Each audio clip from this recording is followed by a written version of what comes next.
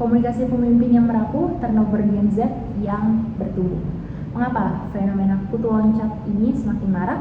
Saya Nansa Fitri, seorang mahasiswa S2 FEB UGM yang juga seorang karyawan yang lahir pada rentang waktu 1997 hingga 2012 atau bisa disebut dengan Gen Z, yang pada akhirnya menemukan salah satu jawaban kunci pada kelas leadership communication oleh Pak Boyke. Bayangkan Anda baru hari pertama masuk kerja, Anda penuh energi dan ingin memberi performa terbaik. Tapi sejak pagi, atasan Anda hanya memberi instruksi yang rancu, zero transfer knowledge. Nada bicara ini 1 menit, namun dingin di menit berikutnya. Deadline akhirnya tidak tercapai, namun performa Anda lah yang dicap buruk. Tidak ada ruang bertanya, tidak ada konteks. Anda penuh melankoli, bukan motivasi. Lalu dalam hitungan minggu, Anda mulai berpikir, apakah lingkungan seperti ini yang cocok untuk saya? Fenomena ini bukan cerita langka, adalah realitas sebenarnya dari karyawan Gen Z. Salah satu penyebab paling utama adalah komunikasi kepemimpinan yang buruk dan emotional intelligence yang rendah dari seorang pemimpin. EI yang dimiliki pemimpin yang rendah berpengaruh terhadap kualitas dari komunikasi itu sendiri, dan pada akhirnya meningkatkan resiko dari turnover, terutama pada karyawan Gen Z yang dinilai sensitif terhadap kualitas interaksi interpersonal.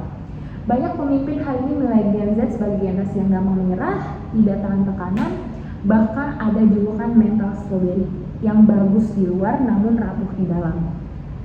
Namun berangkat dari perspektif leadership communication ala Barrett yang saya pelajari, pemimpin bukan hanya penyampai pesan, namun pencipta makna atau meaning maker dan penjaga kredibilitas komunikasi dalam sebuah organisasi.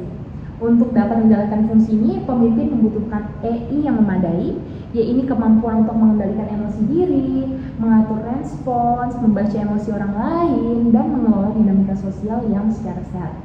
Ketika EI pemimpin rendah, seluruh fondasi komunikasi ini runtuh. Dalam survei Predicting Turnover Intention Among Generation Z pada tahun 2025, faktor-faktor psikososial di tempat kerja termasuk interpersonal relation dan leadership sangat mempengaruhi niat turnover dari Gen Z. Menurut Deloitte Global Gen Z Millennial Survey tahun 2023 dan 2024, Gen Z bukan hanya generasi yang manja. Gen Z adalah generasi yang transparan, yang tumbuh dalam lingkungan digital dengan ritme cepat, penuh real-time feedback, dan ekspektasi komunikasi yang terbuka.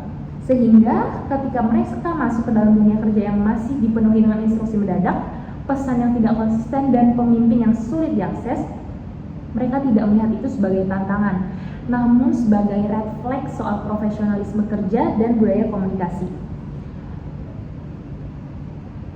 Komunikasi yang buruk dari seorang pemimpin bukan hanya membuat harimu buruk. Dalam banyak penelitian HR global, komunikasi yang tidak jelas, tidak konsisten, atau tidak manusiawi menjadi salah satu penyebab turnover dini, khususnya dalam kelompok generasi Z.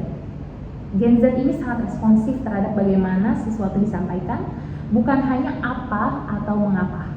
Ketika pemimpin gagal dalam mengkomunikasikan arah kerja dengan jelas, gagal mendengarkan, atau gagal memberikan umpan balik yang membangun, Gen Z merasa bukan hanya bingung, mereka merasa tidak dihargai sebagai individu. Hilangnya kredibilitas tersebut sangat cepat memicu turnover intention. Karena sebagai generasi ini menempatkan leadership communication sebagai indikator utama, apakah mereka dapat berkembang, apakah mereka dapat dihargai, dan mendapat dukungan dalam jangka panjang. Dengan kata lain, Gen Z bukan hanya meninggalkan pekerjaannya, mereka meninggalkan struktur komunikasi yang tidak mencerminkan kepemimpinan yang efektif. Dampak leadership communication yang buruk sebenarnya sangat konkret. Pertama, yang menciptakan psychological unsafety atau lingkungan di mana karyawan takut bertanya, takut salah, atau takut dalam menyampaikan ide atau feedback. Gen Z yang sangat dikenal kolaboratif dan kreatif membutuhkan ruang aman untuk eksplorasi. Ketika mereka mengalami pemimpin yang hanya muncul saat marah atau hanya memberikan kritik tanpa arah, mereka tidak melihat peluang berkembang di lingkungan itu. Ketika rasa keamanan itu hilang, motivasi turun drastis dan niat untuk resign meningkat. Dampak kedua adalah lack of clarity.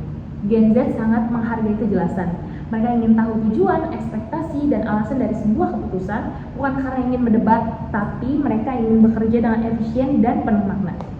Ketika instruksi tiba-tiba berubah, ketika informasi yang disampaikan setengah-setengah, atau pemimpin tidak bisa menjelaskan alasan dari suatu tugas yang dijalankan, Gen Z merasakan ketidakpastian sebagai beban mental. Lingkungan ambigu mendorong mereka untuk berpikir bahwa organisasi tersebut tidak terstruktur tanpa batasan job desk yang jelas.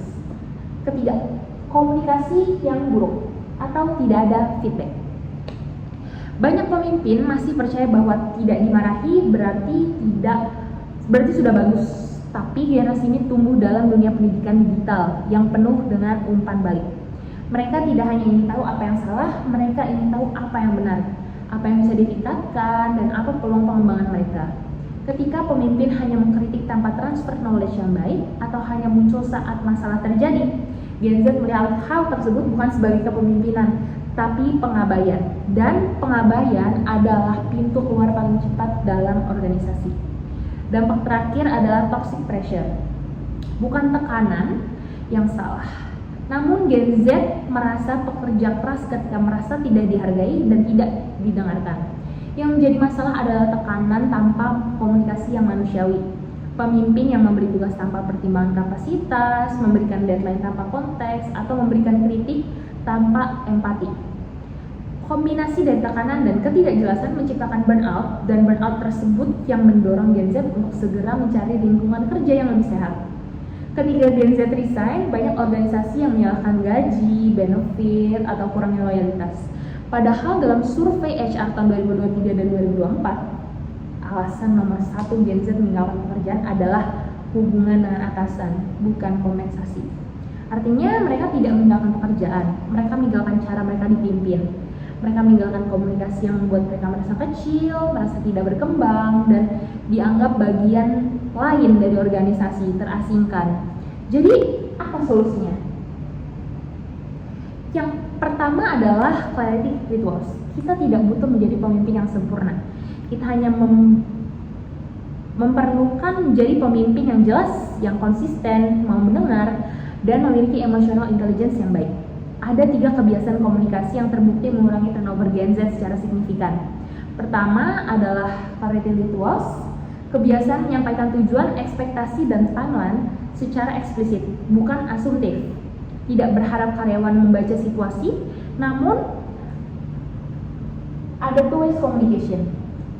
Gen Z ingin didengar, ingin berdialog, dan ingin memahami konteks. Ini bukan pembangkangan, ini merupakan bentuk engagement. Yang ketiga adalah micro coaching, yakni umpan balik singkat dan teratur, bukan hanya evaluasi setahun sekali. Hanya 5-10 menit juga sudah cukup untuk membuat mereka merasa dibimbing, bukan diabaikan. Dan pada akhirnya, turnover Gen Z bukan misteri. Mereka tidak mencari tempat yang kerja yang sempurna, tapi mereka menghindari tempat kerja yang komunikasinya buruk dan merusak. Mereka tidak lari dari tanggung jawab, mereka lari dari kepemimpinan yang tidak memberikan penjelasan, arahan, atau empati. Dan ini bukan hanya tentang Gen Z, ini tentang masa depan dari organisasi. Karena generasi yang paling muda di dunia kerja saat ini adalah generasi yang akan memimpin di masa depan. Jadi, jika kita ingin mempertahankan talenta muda, kita tidak perlu menjadi pemimpin yang paling cerdas, paling berpengalaman, atau paling sempurna. Kita hanya perlu menjadi pemimpin yang menjadikan komunikasi sebagai alat untuk memanusiakan orang lain. Karena pada akhirnya, komunikasi bukan sekadar berbicara. Komunikasi adalah bagaimana kita membuat orang lain merasa dilibatkan, dihargai, dan berarti. Terima kasih.